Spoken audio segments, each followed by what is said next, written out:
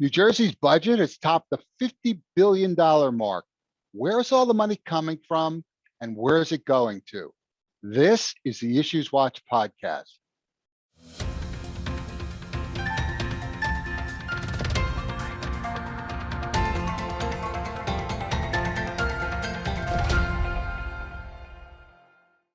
Hi, I'm Jeff Kazerman, Vice President of Government Relations at the New Jersey Society of CPAs, and welcome to the IssuesWatch podcast. New Jersey's fiscal year 2023 budget, which was enacted on June 30th, is like the budgets we've seen for the past 3 years. They have not been normal budgets drafted in normal times. The state finds itself flush with billions of extra dollars, most of it from federal COVID aid and revenues that have been way over the original projections. In fact, I've never, ever seen the state awash in so much money. And once all this federal money is gone, I don't think we'll ever see it again. The total budget is $50.6 billion, which is 8% higher than last year. Let me give you some of the highlights of what the budget includes. There's a record $6.8 billion surplus, which is 13.4% of the total budget. It includes a full pension payment of $6.82 billion for the second year in a row. There's a $5 billion deposit into the debt defeasance fund. There's $1.9 billion for the School Development Authority's school facilities project, and over $1 billion for transportation projects and train station upgrades. There's also $2 billion for the Anchor Property Tax Relief Program, which will provide relief of $1,500, $1,000, or $450 to more than 1.15 million homeowners and more than 900,000 renters. There is a tax credit of between $100 and $600 per child per family for those who, for families making under $80,000 a year.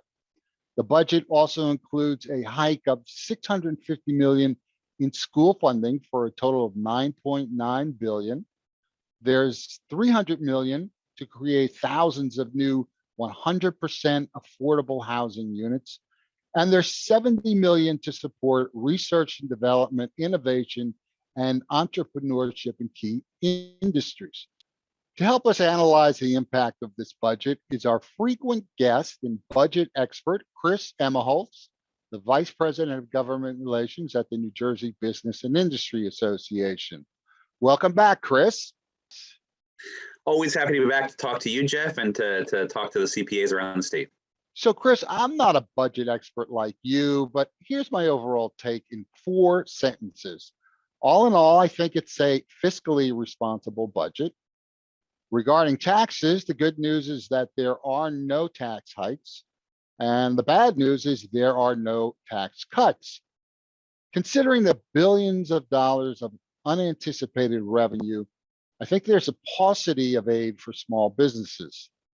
And while full payment is being made into the pension fund, which is good, there are no reforms to the pension and benefits programs, which will continue to eat up about 20% of the budget. And that is a recipe for fiscal disaster. Am I on target, Chris? Do you think this budget is good, bad, or somewhere in between? And Jeff, you said you're no budget expert. I think we're done. Those 4 sum it up. We can go home. Well, it's probably because I got it from you, Chris. But anyway. No, I think you said it well. How you finished somewhere in between. I think there's a lot to like about this budget, but there's a lot of disappointment. And I think together, honestly, if I was a legislator, if the voters in New Jersey ever gave me the opportunity to vote yes or no on this budget, I don't know what I would have done. I probably would have given this budget a 5 out of 10. And maybe if it was a 6 or 7, you vote yes, because you understand nothing's perfect. If it's a 3 or 4, you vote no, that there's too many missed opportunities. It's tough. And I think the way you said it's well, it is concerning that it's the largest budget in state history by such a large amount. But it's also spending money on things that we all want. And I think we see investments in infrastructure. We see investments in workforce development. We see investments in innovation. And I always like to say those are the 3 pro-growth spending areas. And I think This legislature and Governor Murphy have properly prioritized those three things, and so they deserve credit for that. As you said about tax hikes, I couldn't agree more that it is like, okay, there's no tax hike this budget's based on. That's good, but it also leaves out the fact that there is payroll taxes going up at the same time as this budget. Now, we've heard criticism saying, oh, it's not fair to say there's no taxes in the budget. Well, that's not quite right, because there is no tax in this budget. Payroll taxes routinely go up. It's aside from the budget process. So I think that's an unfair criticism of the legislature and governor. But at the same time, to say, hey, this is great, there's no tax hikes this year. Well, that's not quite true yet. We're looking at almost $1 billion tax increase over the next 3 years on unemployment insurance payroll taxes.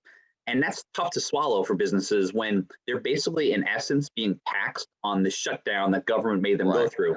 So that's tough, and I'm sure we can get into that issue a little bit later. But so there is a tax going alongside the budget. That's hard to understand why it's still going there. And I think you said it well. The biggest thing I think it's a disappointment is there is not enough for small business. With the biggest budget in history and all the things that we're finding money for, the fact that we didn't find more money to support small businesses is disappointment. There's $50 million in here for the governor's Main Street program, which the same amount as last year, not an increase. It's what's in law, in statute for the Economic Recovery Act of 2020, which is the massive tax incentive program that we created. It's a good thing. Good thing that has $50 million. Previous large EDA tax incentive programs did not do anything for small business, but 50 million out of that many billion-dollar program and out of this $50.6 billion budget is not a lot to be proud of. So I think that's a lost opportunity to focus on businesses. It's also saying fiscally responsible. I would say yes and no. You're right and you're wrong. There's a lot of. I'm never wrong, Chris. You're never wrong. Okay, so you're right, but you're also a little less right. A little less right. That's a good way to say it. And the reason I say that is because yes, it's the largest surplus in state history, but I would argue it's not enough. Yes, we're putting money into the pension system, 100% pension payment, but I would argue we could have done more. Yes, it's fully funding the ramp up of school aid that we're supposed to be on, but could we have done more there? Those are all fiscally responsible things to do that I actually think, given the large S of our revenues and how flush in cash we are at this budget compared to most of our budgets, could we have done more to be fiscally responsible? Number one, knowing that a lot of this is one-time money that we're never going to see again. So is it the right thing to put it to the side? Number two, we know that there's going to be a recession, and even if it's not a big recession, just some dip in revenues, could we have done more to kind of plan for that in the future? I don't think we did enough. Guess you could say I was wrong and I was right, so I'll go with right that. And wrong. Yes. So as I mentioned earlier, the budget relies on billions of dollars in unanticipated revenue. So where is all this extra money, I'll call it, where's it all coming from? Well, a lot of it is coming from our income tax. The income tax is both in last year's budget, FY22, and the projected FY23 budget. That's where the numbers were wildly off from what was predicted last year and the original number that the governor proposed back in March to what they settled on. Income taxes, I think you saw a lot of things that led to that income tax increase. Number one, the federal government poured so much money into the economy. There was more spending. There was more of a rebound. The stock market did well. Stocks and sort of the tax revenue that we gain from whatever is going on in the stock market and Wall Street, all of that led to this income tax bounce. We also see, I think there's been somewhat of a consistent underestimation of taxes, tax revenue by this administration. You could argue that's not a bad thing, and it's better to be overly cautious and underestimate than it is to be overly aggressive and overestimate. But I think we've seen that there has not been as much on the overestimating side as the underestimating, and that underestimation has often led to surpluses when you get to that kind of, they call it the April-May surprise in budgets. Where often it's a good surprise because we underestimated at the front end.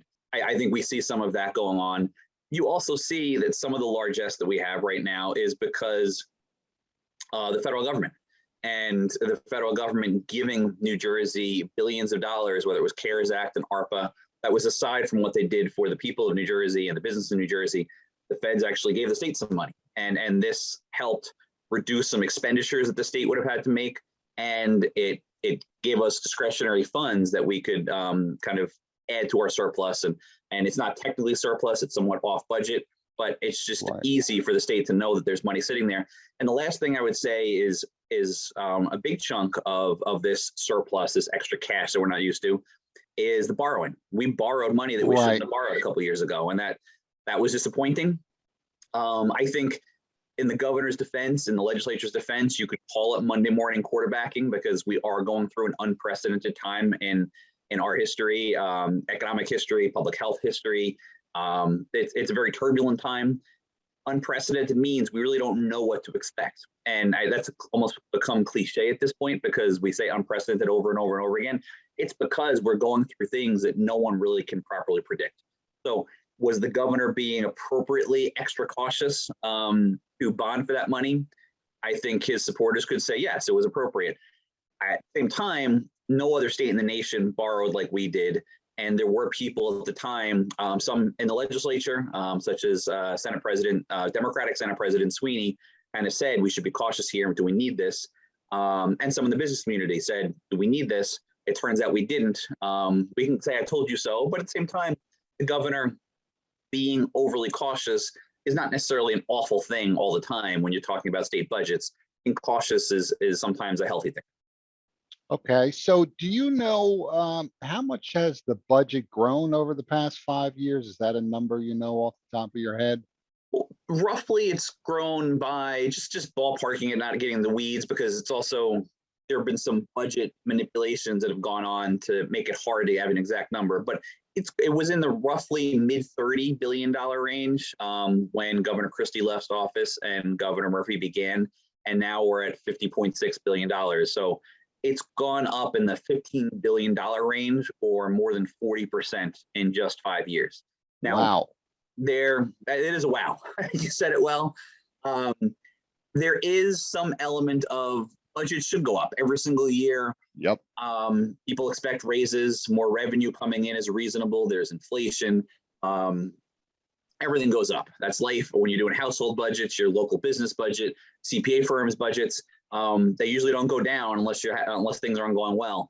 But to go up 40%, more than 40% in just 5 years, that's a little tough. Now, again, BIA, we try to be balanced here. We try to be fair.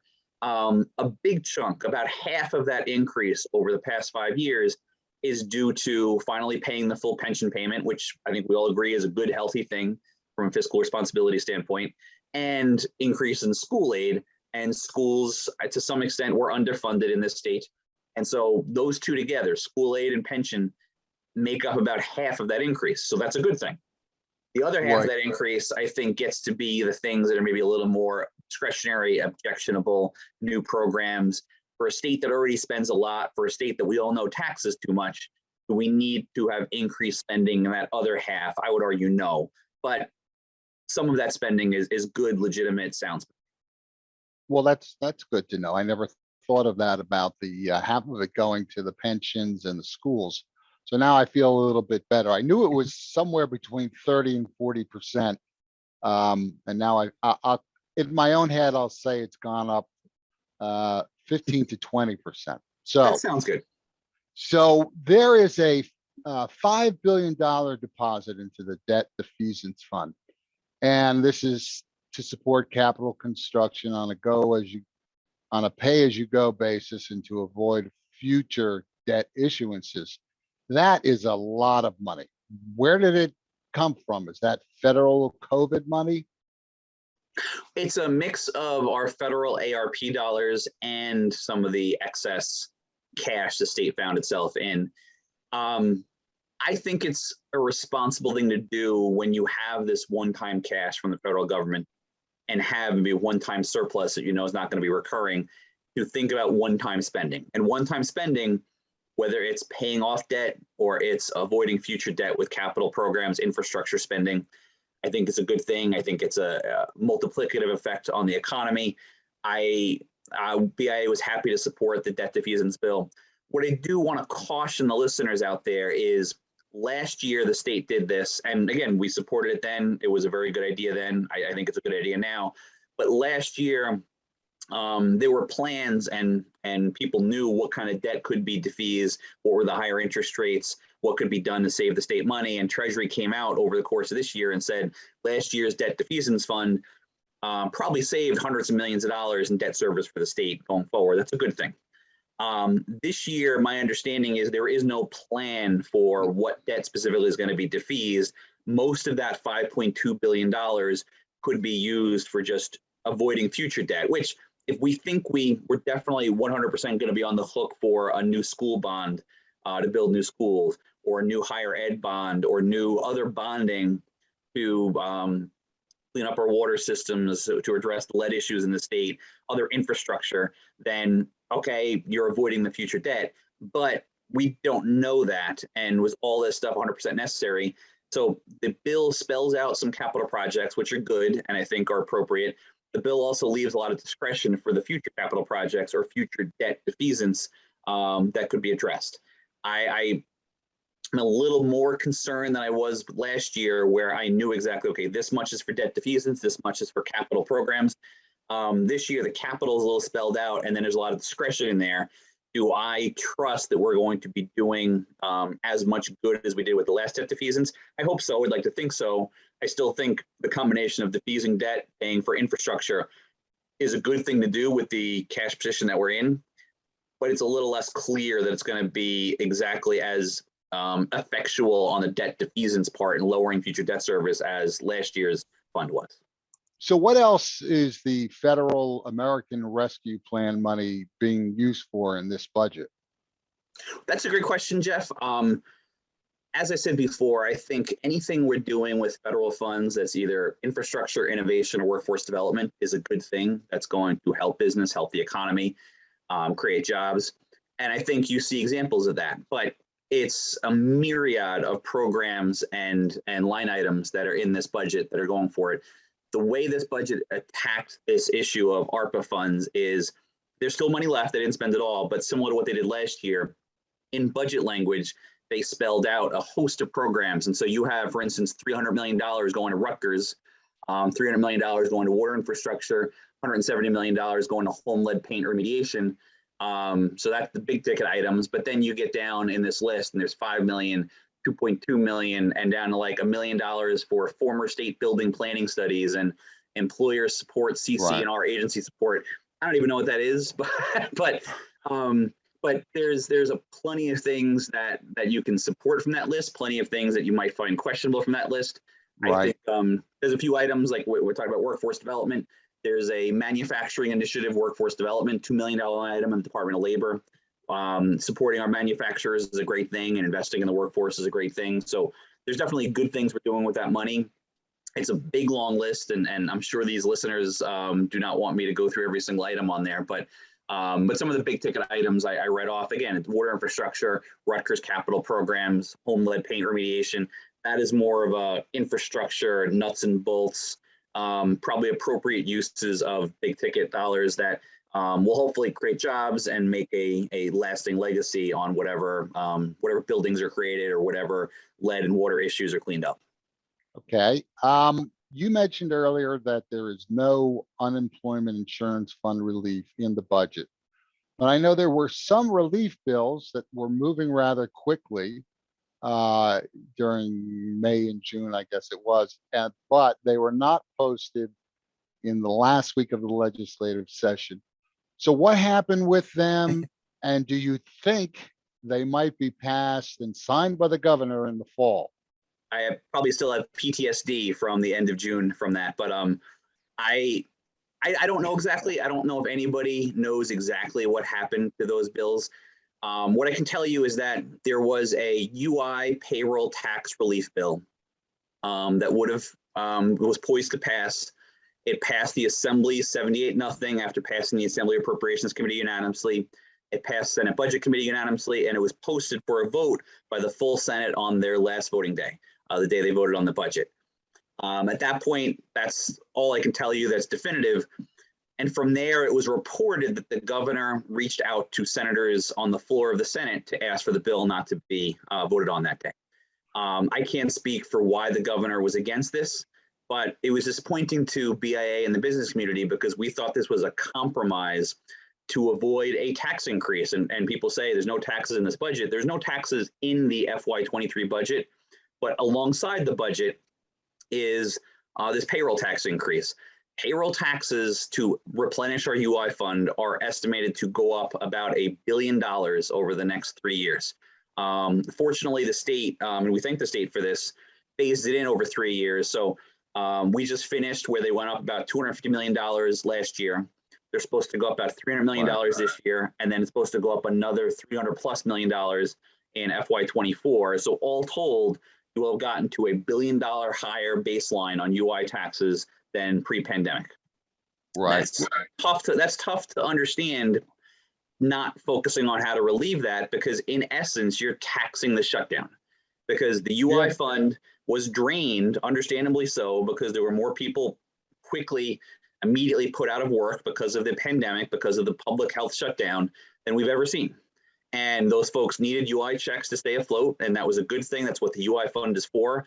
But obviously, we said unprecedented before, and that's cliche, but we said it again, it's unprecedented that the UI fund gets taxed this way, drained this way, and needed to be replenished as much as quickly as it needed to be. So most states took the federal funds they got either in CARES Act or the American Rescue Plan, ARPA funds, and put that towards replenishing the UI fund, understanding that, hey, businesses didn't do this. Businesses don't deserve to be carrying the whole thing on their back. So businesses should get some help in replenishing the fund. It shouldn't all be on them. So the majority of states in the nation put some federal funds into the UI fund. New Jersey, we asked for that. New Jersey originally said, nope, not interested. We asked if they could look at the columns of the UI increases, and I don't need to get into the weeds on how UI works, but there's A, B, C, D, E columns depending on the health of the fund. We asked to look at that. They said no. We asked to look at a tax credit for everyone. They said no. What we heard was a compromise is the bill that moved in the legislature at the end of June, the small business tax credit, which basically offset about 2/3 of the payroll tax increase that small businesses would have seen. We thought it was a compromise. It added a little more transparency to the process where businesses would at least have to get a heads up by the Department of Labor that the tax rate's going up and what it's going to go up to. It also would have tried to move some state and federal funds to pay off the federal loan that we have. We're one of the few states in the nation that still has a federal advance on the UI system to make sure that everybody's getting the UI benefits they're supposed to. So the bill would have addressed all those three: the transparency, the federal loan, and the tax credit. And unfortunately, the governor thought this compromise approach was still not good enough and asked for the bill to be held. Yeah, it would have been one of the only things the budget this June did on business affordability, and we couldn't even do that. I think you've provided us a good overview of the budget. So I just want to touch quickly on one other issue of great interest to our members. There was a bill moving to index New Jersey's income tax brackets to inflation, but it stalled. Do you think it'll ever get done? There was some dissent among the Democratic majority on that committee, but it still got through that committee with some Democratic votes and all the Republicans supporting the bill. In the Assembly, it did not move. The Assembly Republicans tried a hostile floor maneuver in June to try to get it to move, and it was shot down by the majority of the legislators. I do think that it's not very likely that it's going to happen. I think it makes a lot of sense to happen. As you said, the federal government does it. And the federal government, whether it was progressive Democrats, conservative Republicans that have been presidents, that have been in charge of Congress in both houses, they've had this for a long, long time. They haven't done anything to stop it from being that way. I think you can argue, looking at the brackets and how the brackets break down, and the brackets are a little bit tighter at the lower income levels. I think probably for low income individuals and middle income families, you'd probably see more of a help. Well, if you think like some of the big brackets for people making $200,000-$300,000 a year, it's the same tax bracket for $200,000-$400,000 in a year. While you start changing brackets at the $15,000-$20,000 level when you start getting the lower income. So I think indexing the brackets will do more to kind of help lower income families than it will actually to help upper income folks. But I think there is a lost income, is a lost revenue for the state. And I think some folks, when it went through the budget committee, they voiced this. And when it was brought up on the assembly floor in June, some people don't want to do anything to lose revenue, and they think that the state having those revenues will do more to help low-income people and vulnerable people in the state than just keep putting money back into people's pockets. I think with inflation the way it is right now, I think with the track record our government has in their spending, I think you'd be better served putting that money back into people's pockets and also giving a little more certainty to what the rates are going to be, as opposed to suffering from bracket creep when you might make the same amount of money, didn't get a raise, but your taxes are going up, real taxes, and didn't get a real raise. And so sometimes you don't want families subject to that. And I think adjusting the income taxes with inflation would make sense. But I think just the lost revenue because of that is something that folks don't want to deal with. Well, that about wraps it up. Thanks again for joining us today, Chris. And I'm sure we'll have you on again. I will look forward to it, Jeff. Thank you very much. Always happy to talk to you and all your members. Thank you. Thanks for listening and watching. To learn more about New Jersey's budget, visit njcpa.org/NJBudget, and to follow the legislation the NJCPA is supporting and opposing, visit njcpa.org/advocacy. Lastly, be sure to support the New Jersey CPA Political Action Committee, the only nonpartisan group in New Jersey dedicated solely to fighting for CPAs in the legislative arena. Learn more and contribute at njcpa.org/PAC.